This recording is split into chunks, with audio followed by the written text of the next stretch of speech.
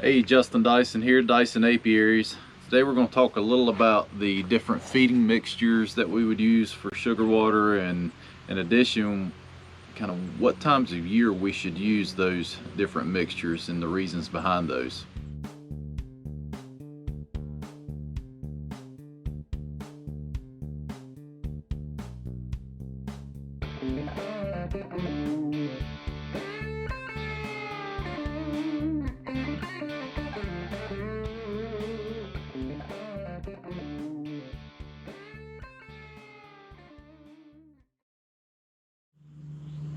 So I get a lot of questions, especially in the fall.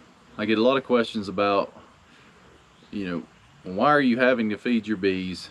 And then the other questions are, well, I have bees, and what's the mixture I should be using? Should I be using 2-to-1 or 1-to-1 or some random other mixture? So I want to help answer some of those questions. So the first question to answer is, why do we have to feed bees? Well, we have to feed bees because we're asking them to do more than what they were naturally supposed to be doing. In addition, there are some, some agricultural practices that kind of affect how much floral opportunities that are around the edges of fields and things like that. You have some, deforestation and things of that nature. In addition, we have a lot of colonies in one spot. So, naturally, honeybees, as they reproduce and swarm, they wouldn't all be in one location in one yard. They would go miles away, miles away, miles away, and they would kind of spread out. So that's kind of why we have to feed them. But so when and what we should feed them, that's a little deeper question. The simple answer that you get a lot of times is 1-to-1 should be fed in the spring and 2-to-1 should be fed in the fall. It's not always correct. It depends on what we're trying to achieve. So before I jump into when we should feed what, I want to talk about these different types of mixtures. Firstly, it's always important to remember that the mixing ratios are based entirely off of weight, not by volume. So 1 gallon of water weighs 8 pounds. We have to use that number to calculate our mix ratios. So if we're doing 1-to-1 syrup, 8 pounds of sugar would be mixed with 1 gallon of water, 8 pounds of water, to make 1-to-1, 8 pounds, 8 pounds. 2-to-1 mixture would be 16 pounds of sugar mixed with 8 pounds of water, or 1 gallon of water.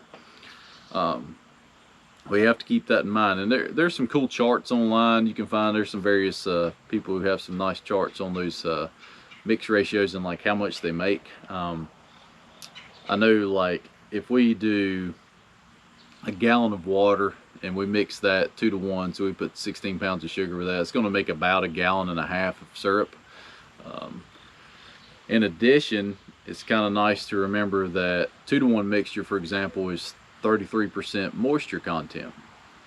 Now honey, hold up, we have to talk about, I can't talk about sugar syrup without talking about the definition of honey. So let's pause for just a second. Honey, by definition, has to be made from a floral nectar source by a honeybee. So if we pour sugar water in the hive and they convert it into a substance similar to honey, it's not technically honey, not by definition. It's lacking all of those other components that nectar has, such as those micronutrients and amino acids, and it's not it's not honey. All right, it's sugar syrup. And nectar is made from glucose, fructose, sucrose, all of those different types of simple sugars. So it's not technically honey. Now throughout this video I'm going to say honey. Now keep in mind, I understand this is not technically honey when the bees convert it. Alright, so backing up, 2-to-1 is 33% moisture. Honey is 18% moisture, so the bees have to fan that down a little bit. So how much honey can a bee make from, say, 1.5 gallons of sugar syrup? If we put 1.5 gallons of sugar syrup on that, how much honey does that make? Well, you can do the math of converting that 33% and drying that down to 18% and taking that amount of weight of water out of it, because the sugar stays. So, 1.5 gallons of syrup is going to give you approximately 20 pounds of honey on that colony if they converted every ounce of it into honey. And that's not always the case either. They're consuming some of it. So anyway, you can kind of just know that off the top of your head. So let's jump into when we should use which type of mixture. So let's start with spring. Spring's the easy one. So the reason we're feeding our bees in the spring is to try to build them up earlier than would be natural for their area, typically. Maybe the maple flow starts in February. Maybe we're trying to get them to go ahead and start bumping up a little bit in January, late January. Maybe we have a pollination contract that we're trying to get the bees ready for. Maybe we're going to be making nukes from those hives to sell. Maybe we're doing a bunch of splits that we want to have ready for the honey flow. So we got to get really strong hives ready to go earlier than what is natural so that we can catch that honey flow or that pollination contract. So we would start feeding a 1-to-1 mixture as early as possible. That's not too cold. We can't feed it when they're still when they're still fully clustered. You can't feed then you create a moisture problem in the hive. But as soon as that hive is beginning to break cluster some, they're going out and working during the day a little bit. Maybe the maples are opening, but the weather's just not great. They can't make a bumper crop off of it. We can stimulate them a little additionally with 1-to-1. So we're going to start putting that 1-to-1 on there. The things they'll do with 1-to-1 is it's closer to the nectar as far as the sugar consistency. Because that is down there at that 50-50, right?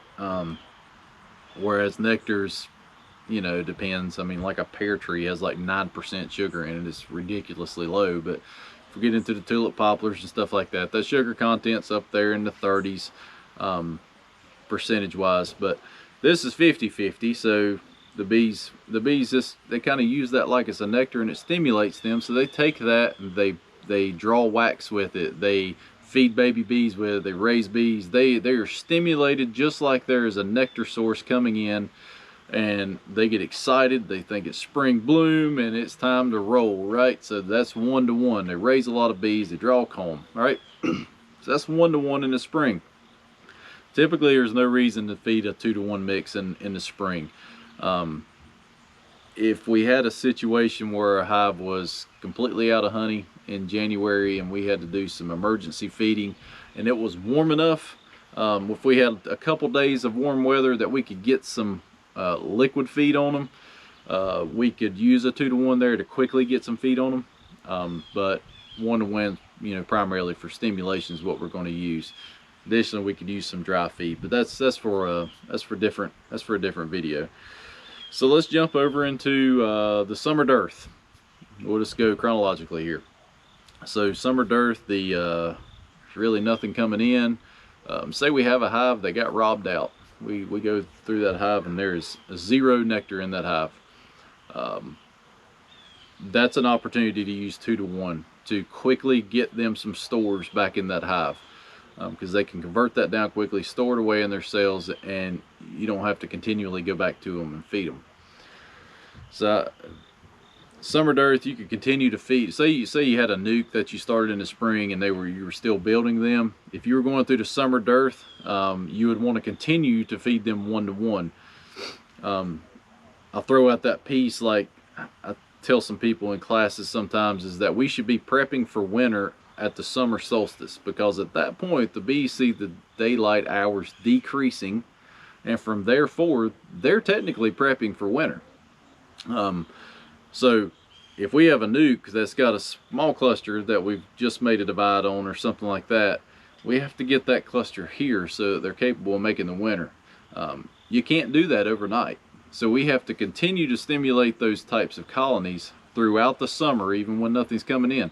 Because if you don't, that queen's going to drop that brood nest back down, because they don't see that nectar coming in and they don't think they can sustain themselves if they continue to raise brood.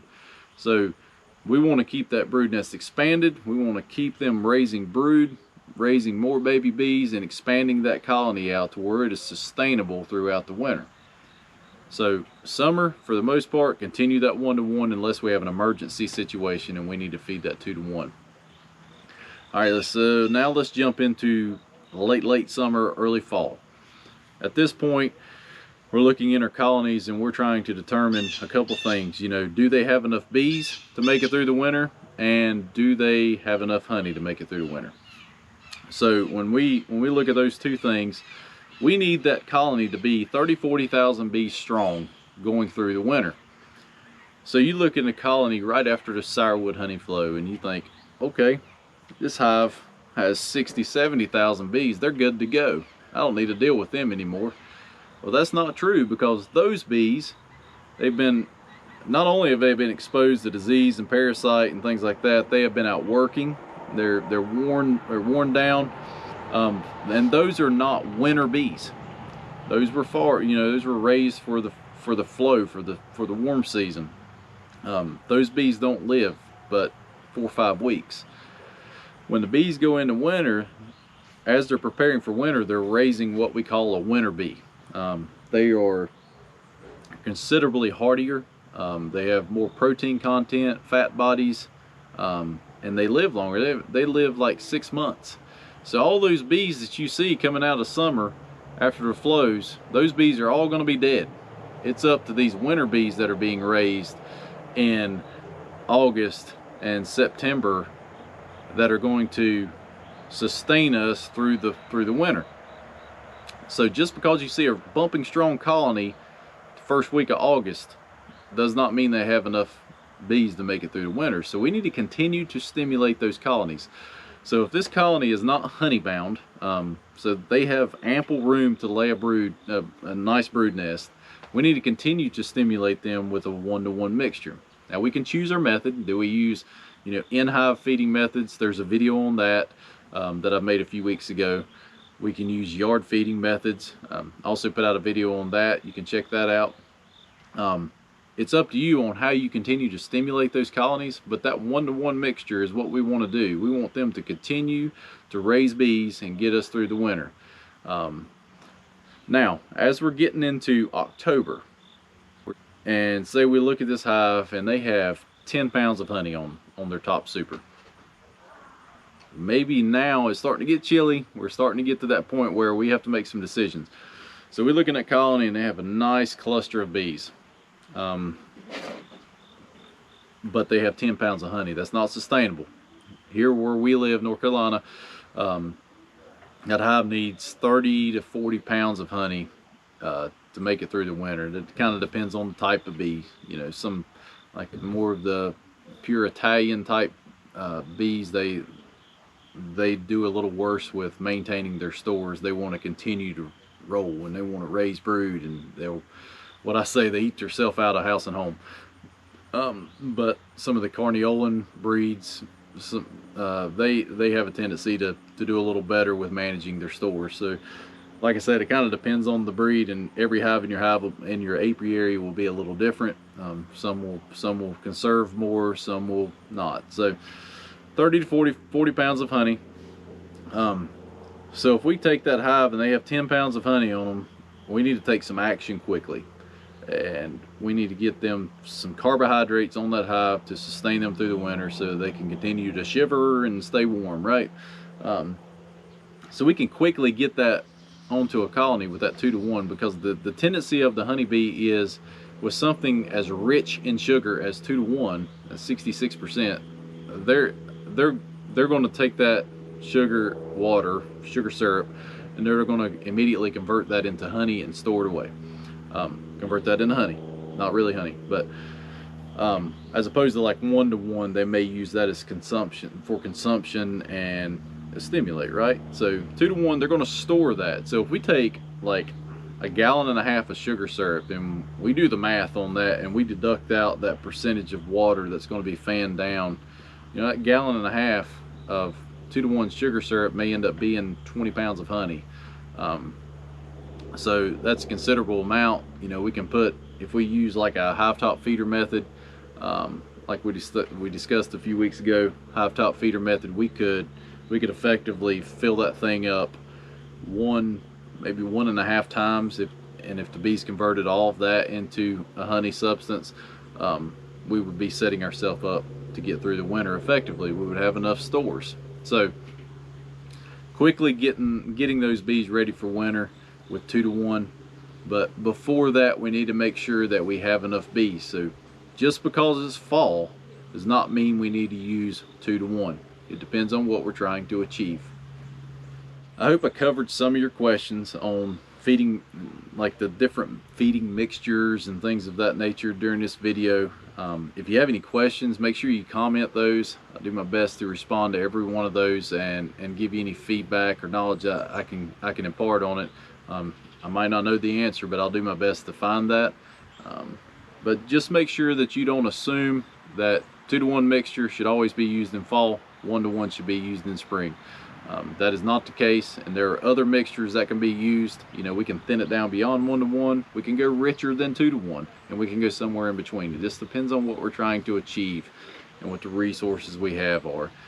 So keep that in mind as you're keeping your bees. In the meantime, I appreciate you like, share, and subscribe if you wouldn't mind, and I'll be putting more of these videos out. If you have any ideas on some videos that you would love to see, make sure to reach out to me. You can reach out to me on Facebook. That'd be a great place to hit me up, and recommend those, and we'll do our best to make that happen. Thanks for joining us.